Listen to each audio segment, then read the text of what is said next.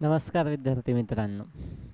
मागच्या 2 दिवसात आपण पाहिलेलं आहे की MPSC आपल्याला सारखं धक्क्यावर धक्के देत आहेत.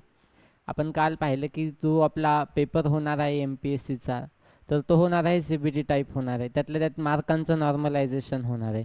त्यामध्ये आणखी MPSCनं आपल्याला आणखी एक धोका दिलेला आहे, आणखी एक धक्का दिलेला आहे. ते म्हणजे काय, तर ते आपण आजच्या व्हिडिओमध्ये पाहू. व्हिडिओ शेवटपर्यंत पहा. तर काय सांगितलेलं आहे की सन 2027 पासून मुख्य परीक्षेमधील वैकल्पिक विषय वगळण्याबाबत मेलेल्याला आणखी किती मारणार, असा हा प्रकार झालेला आहे की आपल्याला जो MPSC मध्ये वैकल्पिक विषय असतो तो वगळण्यात आलेला आहे. कधीपासून, तर 2027 पासून. 2027 पासून. त्याच्यात काय सांगितले त्यांनी की आयोगाच्या दिनांक 24 जून 2022 रोजीच्या प्रसिद्धी पत्रकान्वये जाहीर केल्यानुसार महाराष्ट्र नागरी सेवा राजपत्रित आणि गट अ व गट ब अंतर्गत राज्यसेवा मुख्य परीक्षेच्या परीक्षा योजनेनुसार सद्यस्थितीत उमेदवारांना वैकल्पिक विषयाचे 2 पेपर अनिवार्य आहेत.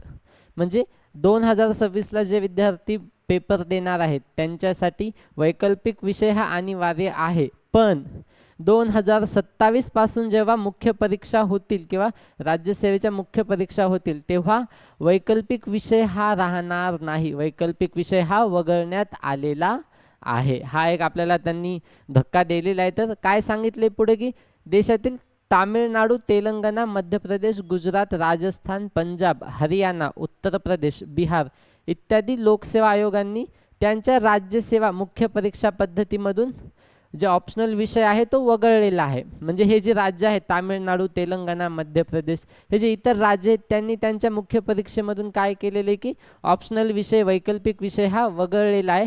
त्याऐवजी अधिक एकसमान व प्रमाणित मूल्यमापन पद्धतीचा अवलंब केलेला आहे. काय केलेला आहे की एकसमान आणि मूल्यमापन पद्धतीचा अवलंब त्यांनी केलेला आहे.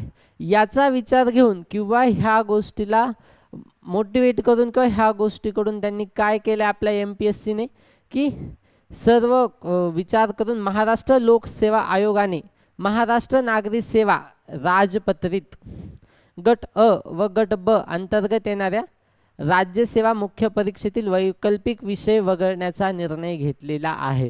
म्हणजे इतर राज्यांचा जो त्यांनी जो निर्णय घेतलेला आहे की त्यांनी इतर राज्यांमधून हा वैकल्पिक विषय वगळलेला आहे त्यांनी त्यांच्या मुख्य परीक्षांमधून राज्यसेवेच्या. तर आपल्या राज्यामध्ये तेच झालेले आहे की आपल्या ज्या आयोगाने काय केले की दुसऱ्या राज्यांच्या आयोगाचा आदर्श घेऊन म्हणा किंवा अभ्यास करून म्हणा आपल्या ज्या आयोगाच्या परीक्षा होतात किंवा राज्यसेवेच्या परीक्षा होतात त्यातून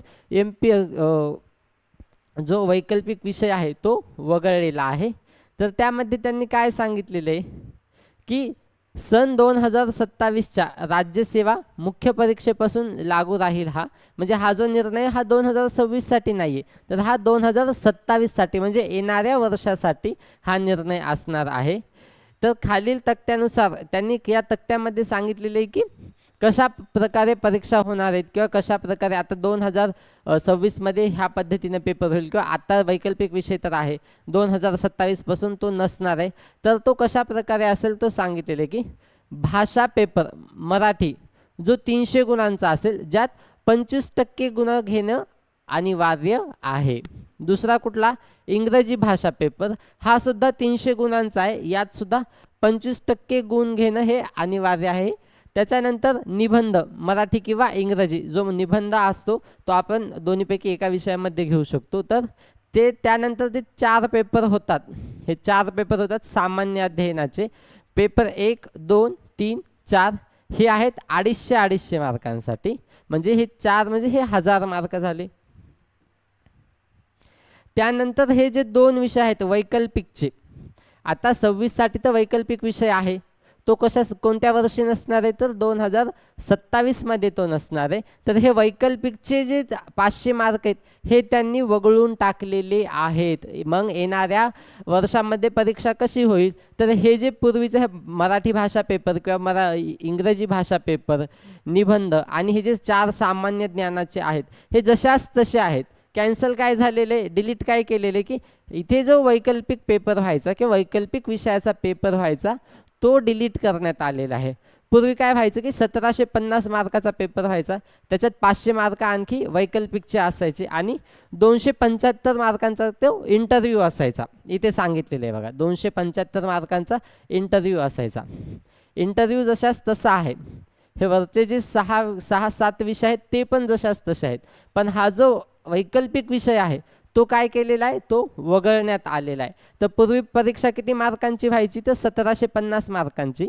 275 मार्क कशाचे असायचे, तर इंटरव्ह्यूचे मुलाखतीचे व्हायचे आणि एकूण गुण किती असायचे, 2025. म्हणजे 2025 मार्कांची पूर्ण परीक्षा व्हायची.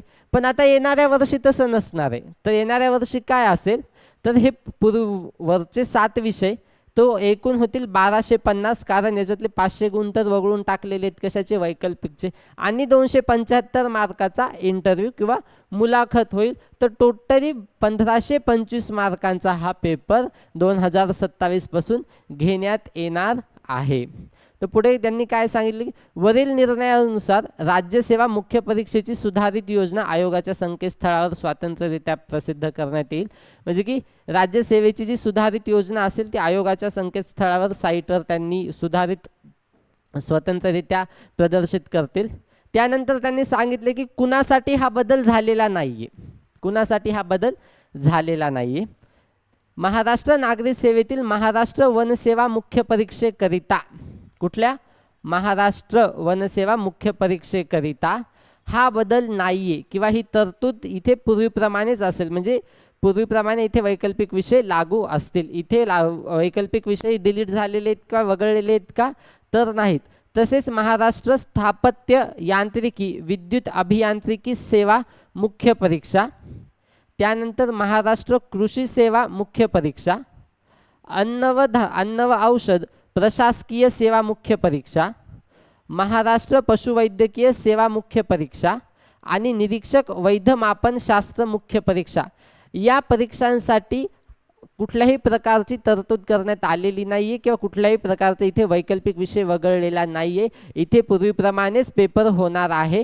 तर फक्त मग बदल कशात झालेला आहे, तर बदल झालेला आहे की राज्यसेवेची जी मुख्य परीक्षा होणार आहे 2027 पासून, त्यामध्ये झालेला आहे. या बदलत याविषयी तुम्हाला कुठल्याही प्रकारची अडचण असेल किंवा कुठल्याही प्रकारचं तुम्हाला डाऊट असतील तर डिस्क्रिप्शन बॉक्समध्ये नंबर दिलेला आहे. तर आमच्या संगम स्पर्धा परीक्षा या यूट्यूब चॅनलला तुम्ही जॉईन व्हा आणि तुमच्या कुठल्याही प्रकारच्या अडचणी असतील तर ह्या तुम्ही आम्हाला आमच्या नंबरद्वारे कळवू शकता. यावर आम्ही तुम्हाला योग्य प्रकारचं मार्गदर्शन करू. धन्यवाद.